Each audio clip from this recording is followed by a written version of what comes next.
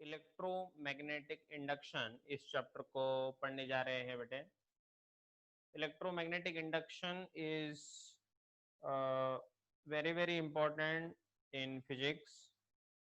इसका इम्पोर्टेंस न केवल आपके नीट और जेई के लिए है, लेकिन बोर्ड में भी इसके ऊपर बहुत वेटेज है, इसलिए ये एक इम्पोर्टेंट टॉपिक बन जाता है।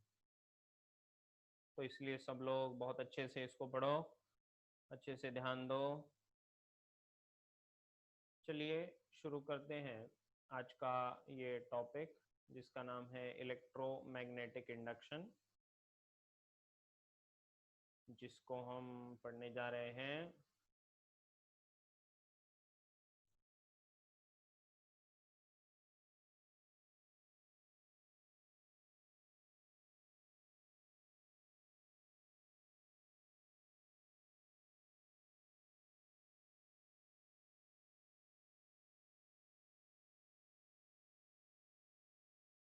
Electromagnetic induction.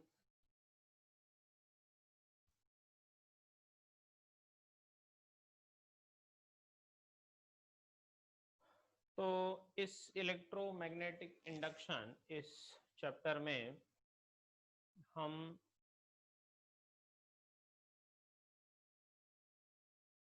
हमारा जो फोकस होगा, so the focus will be on how there is a relation between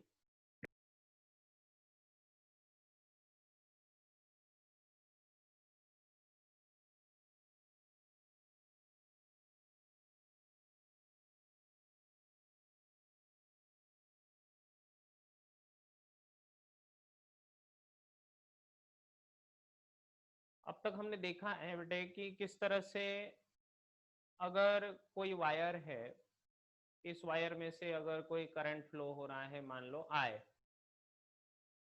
there is current I which is flowing through the given wire। तो ये देखा गया कि अगर इसके पास कोई कंपास नीडल आप रखते हो, तो ये कंपास नीडल एक डिफ्लेक्शन दिखाती है, मूव करती है। क्यों? क्योंकि it was kept near the electric current. Electric current के पास मैग्नेटिक प्रॉपर्टीज है, ये आपको पता है। फिर फैराडे ने, लास्ट लेक्चर में हमने देखा फैराडे। सो फैराडेज लॉ के अनुसार हमने क्या देखा था, याद है आपको? कि whenever there is a coil, एक इस तरह का कॉइल है अगर आपके पास, और इसको हमने गैल्वेनोमीटर कनेक्ट कर दिया, राइट, और एक मैग्नेट है, इस मैग्नेट को हमने, ये नॉर्थ साउथ वाला अपना मैग्नेट है, इस मैग्नेट को अगर इस कॉइल के पास हमने लाया, तो जैसे ही ये मैग्नेट मूव करेगा तो इसके अंदर इलेक्ट्रिसिटी जनरेट होगा, और उसकी वजह से गैल्वेनोमीटर में डिफ्लेक्शन दिखाई देगा, राइट। इसको हमने देखा है। तो फैराडे के लॉ के अनुसार whenever there is a change in flux, तो इलेक्ट्रिक करंट किसकी वजह से आता है? Change in the flux. Flux में जहां पर चेंज आया बेटे, तो वहां पर आपका इलेक्ट्रिक करंट प्रोड्यूस होता है, ईएमएफ इंड्यूस होता है। चेंज इन फ्लक्स तो डी फाई, इसको डी फाई से लिखा था हमने, याद होगा। ओके, सो इसीलिए इंड्यूस्ड ईएमएफ का फॉर्मूला क्या आया था? Minus d phi by d t. This was the formula to find the induced EMF in the any coil. ठीक है। फिर मैंने आपसे कहा था कि जो ये फ्लक्स होता है, मैग्नेटिक फ्लक्स, तो फ्लक्स का फॉर्मूला क्या होता है? फ्लक्स का फॉर्मूला होता है बी डॉट डी एस, याद होगा आपको। इसी को लिखा जाता है B d S cos theta, आपको याद होगा। ठीक है, जिसमें मैंने बोला था आपको कि मैग्नेटिक फील्ड और ये ds होता है एरिया, और एरिया को यहाँ पर वेक्टर कंसिडर किया गया है। हालांकि एरिया वेक्टर नहीं होता, लेकिन फिर भी यहाँ पर एरिया को हमने वेक्टर कंसिडर किया है। और ये cos थीटा में थीटा क्या है बेटा, theta is the angle between B and d S, ठीक है, theta is the angle between B and d S. फिर हमने देखा किस तरह से कि जैसे जैसे बी बदलेगा तो भी इंड्यूस्ड होगा ईएमएफ, डीएस बदलेगा तो भी ईएमएफ इंड्यूस होगा, और अगर थीटा बदलेगा तो भी इंड्यूस्ड होगा ईएमएफ। याद है आपको सबको ये? इसी के ऊपर मैंने कुछ क्वेश्चंस भी कराए थे आपको, है ना। चलिए अब मैं और कुछ क्वेश्चंस इसके ऊपर आपको देके ये कॉन्सेप्ट पूरा क्लियर करवा देता हूँ। Let us take one particular question. चलिए क्वेश्चन लिखते हैं।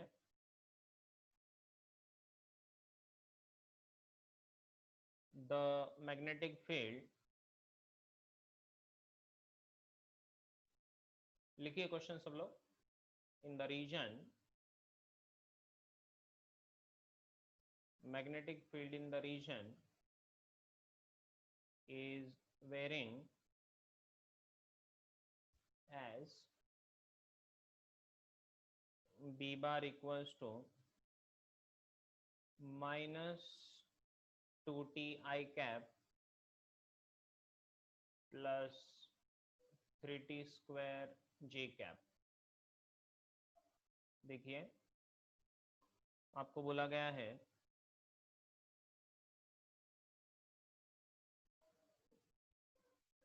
if the plate of area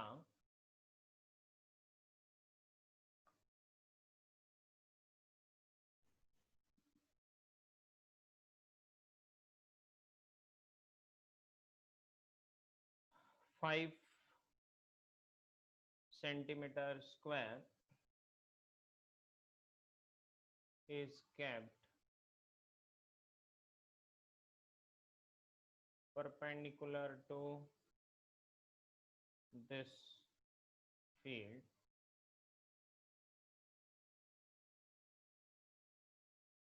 then find ये प्लेट नहीं है, ये कॉइल हमें लिखना पड़ेगा, मैंने गलती से प्लेट लिख दिया बेटे, प्लेट नहीं कॉइल, ठीक है।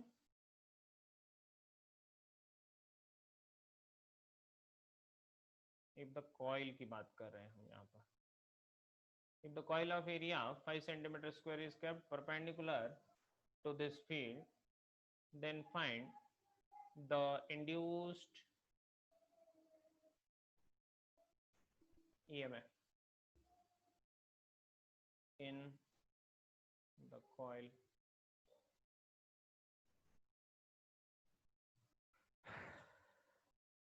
ठीक है, at t equals to 2 seconds। तो ये काफी आसान सा क्वेश्चन है, इसमें कुछ दिक्कत नहीं होनी चाहिए, ये डिफिकल्ट नहीं है बहुत ज्यादा क्वेश्चन, आसान सा क्वेश्चन है बेटा। ओके तो आइए इस क्वेश्चन को हम करते हैं।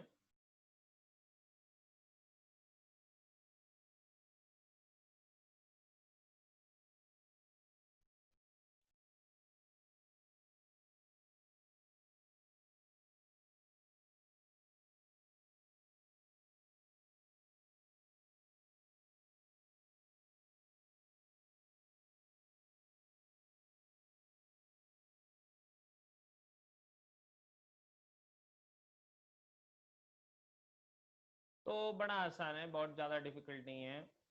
हमें करना क्या होगा, तो हमें सबसे पहले देखना होगा कि हमें E जो है, E क्या होता है आपका, E होता है -d∅/dt, है ना। तो मैं लिखूंगा इसका सॉल्यूशन, देखिए E is equals to -d∅/dt होता है। तो मैं यहां से बोल सकता हूं कि E इक्वल्स टू ये -d/dt of B dot ds। क्यों भाई, तो इसका मतलब ये इसमें से कौन वेरिएबल है, B वेरिएबल है, क्या ds वेरिएबल है, नहीं, उसको बाहर निकाल लो। और cos थीटा भी होगा, है ना। तो मैं बोल सकता हूँ ये ds cos theta dB by dt, और ये बनेगा माइनस ऑफ एरिया कितना दिया है, एरिया दिया है सीधा सीधा 5 centimetre square, that means 5 into 10⁻⁻4 metre square. Cos angle देखो ये एरिया जो है वो इस मैग्नेटिक फील्ड को परपेंडिकुलर है, मतलब ये मैग्नेटिक फील्ड अगर आपका ऐसा रहेगा, अगर ये मैग्नेटिक फील्ड ऐसा है B, तो एरिया इसको परपेंडिकुलर है, इसका मतलब इसका ds इधर रहेगा, तो इनमें एंगल कितना हुआ 0, इसलिए cos 0 होता है 1 इंटू dB बाई dt। तो dB बाई dt मतलब इसको बस डिफरेंशिएट करना है, कितना आसान हो गया, समझा ये। दैट मीन्स ये -2 इंटू टी का डिफरेंशिएशन होगा, बोलो। हाँ जी, ओके। और हाँ, और एक बात, अब यहाँ पर जब हम बोलेंगे कि आपका ds इसको परपेंडिकुलर है, आपका ds जो है वो इसको परपेंडिकुलर है, तो वो भी तो एक वेक्टर है, तो ds बार वाला जो वेक्टर है उसके साथ इसका क्रॉस डॉट प्रोडक्ट हमें लेना पड़ेगा ना, नहीं समझे। तो इसका डॉट प्रोडक्ट इसके साथ लेना पड़ेगा, इसलिए थोड़ा सा टफ हो जाता है ये प्रॉब्लम।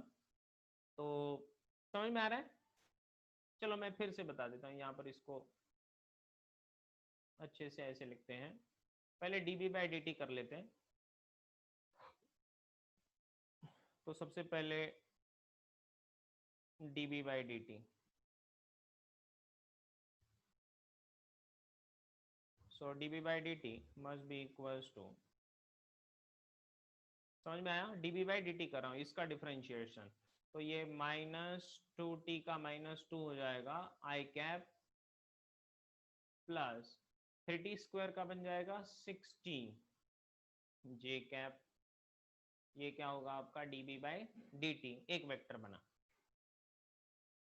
अब ये प्लेट का एरिया वेक्टर इसी दिशा में है, प्लेट का एरिया वेक्टर इसी दिशा में है, क्यों भाई, जब प्लेट का एरिया वेक्टर, दोनों का एरिया वेक्टर मतलब दो वेक्टर्स अगर सेम टू सेम दिशा में हैं, देखो अगर मैं बोलूं कि ये एक वेक्टर है आपका, ये एक वेक्टर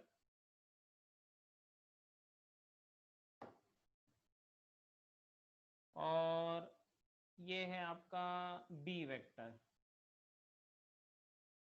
और ये है आपका ds वेक्टर, तो क्या करते हो आप, इसका मैग्नीट्यूड ढूंढते हो। तो इसीलिए मैं लिख रहा हूँ b का मैग्नीट्यूड इंटू ds का मैग्नीट्यूड इंटू cos थीटा। तो ds का मैग्नीट्यूड तो हमें पहले से पता है, और b का मैग्नीट्यूड ढूंढना है, तो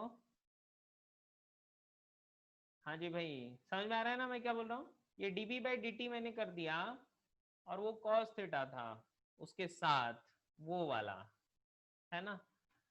चलिए, तो dB बाई dt का मैग्नीट्यूड चाहिए मुझे, तो dB बाई dt का मैग्नीट्यूड ढूंढते हैं। तो लेट अस गो अहेड, तो यहाँ से अगर मैं इसको लिखूं dB बाई dt का magnitude should be equals to under root of, बताइए, ये 2 का स्क्वायर -2 का स्क्वायर हो जाएगा 4 प्लस 6t का स्क्वायर, t कितना लेना है बेटे 2, मतलब कितना हो गया 12, मतलब 12 का स्क्वायर, 12 का स्क्वायर, तो वो 144 plus 4 is 148, so under root of 148, clear. और इसीलिए आपका आंसर बनेगा इक्वल्स टू माइनस, ये आपका बनेगा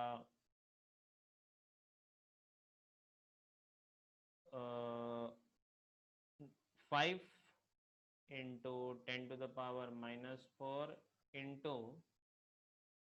ये dB/dt eight t equals to 2, तो ये बना √148 जब t का वैल्यू हमने पुट अप कर दिया 2 into cos 0, that is your answer. Volt में आएगा आंसर। कुछ समझा?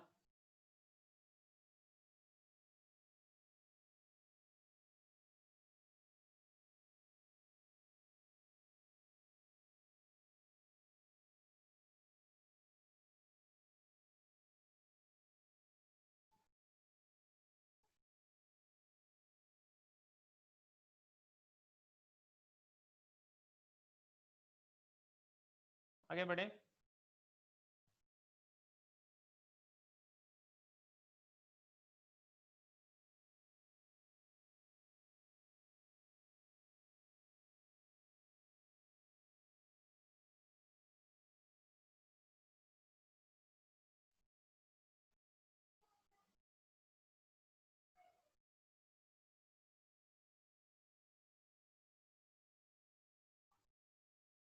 Late us take another question. अब ये क्वेश्चन थोड़ा अलग है, देखिए ध्यान दीजिए सब लोग। इसमें हमें दिया गया है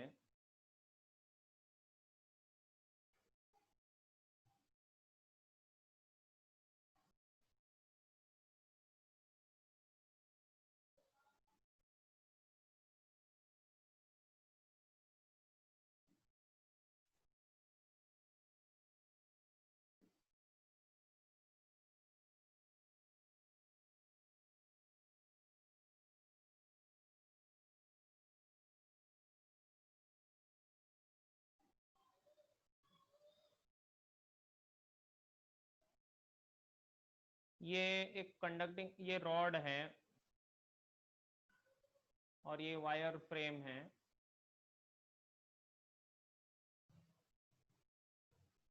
और इस रीजन में magnetic field is like this in this particular reason.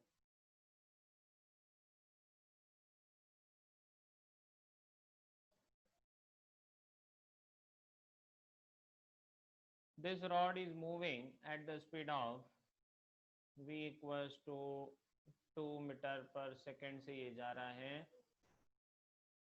इसका लंबाई है L इक्वल्स टू 1 मीटर। ठीक है, आपको मैग्नेटिक फील्ड दिया हुआ है, मैग्नेटिक फील्ड दिया हुआ है 1.5 टेस्ला। पूछा है find the EMF induced in the coil। इस कॉइल में कितना EMF इंड्यूस होगा, ये क्वेश्चन है। क्वेश्चन को अच्छे से समझिए पहले। Find the EMF induced in the coil. आप बोलोगे यहां पर EMF इंड्यूस क्यों होगा भाई? क्या यहाँ पर EMF इंड्यूस होने की जरूरत है? कौन बोलेगा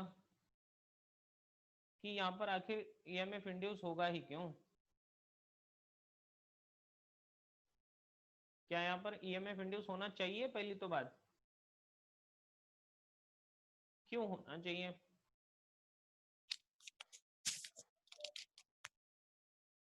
बोलो बोलो बोलो।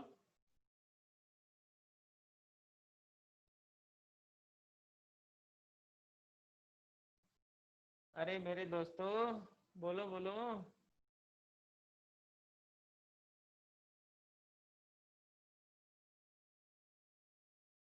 क्या यहाँ पर EMF इंड्यूस होना चाहिए?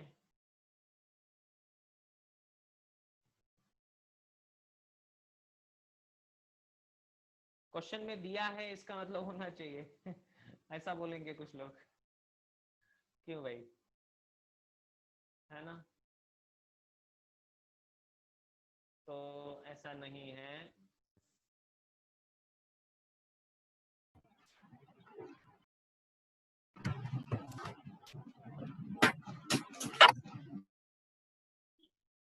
ओहो,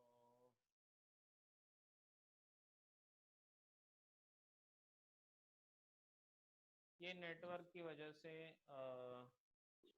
डिस्टरबेंस हुआ।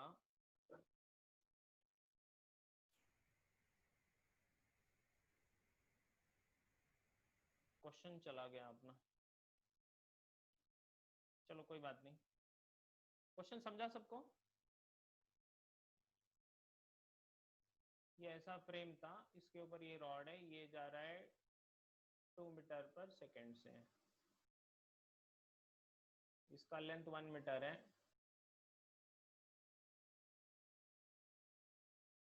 चलिए, मैग्नेटिक फील्ड आपको दिया है 1.5 टेस्ला। देखिए,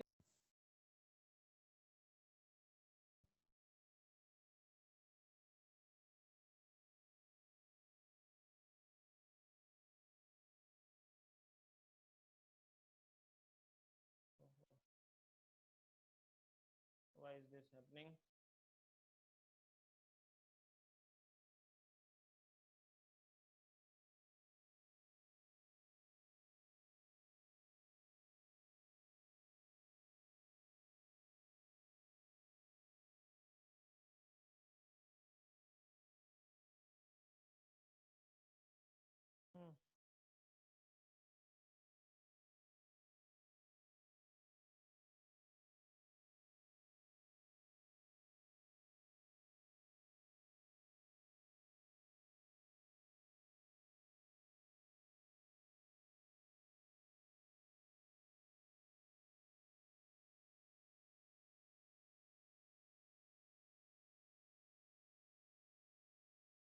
वैसा होप करते हैं कि इस बार ऐसा ना हो। ये नेटवर्क की वजह से पूरा प्रॉब्लम हो रही है, कोई बात नहीं। तो इस तरह का अपने अरेंजमेंट है बेटे। जब ये आगे जाएगा तो जो मैग्नेटिक फील्ड है in this region, this magnetic field B, तो ये पूरे कॉइल का एरिया बढ़ रहा है ना। यहाँ पर फ्लक्स बदलेगा क्या? हाँ बदलेगा। क्यों बदलेगा? क्योंकि B d S cos theta, इसमें 3 फैक्टर्स है जिनके साथ आपका फ्लक्स बदल सकता है। तो इसमें से कौन बदलेगा? इसमें से ds बदलेगा, राइट। और जब इसमें से ds बदलने वाला है तो हम इसको इस तरह से लिख सकते हैं अभी कि we will write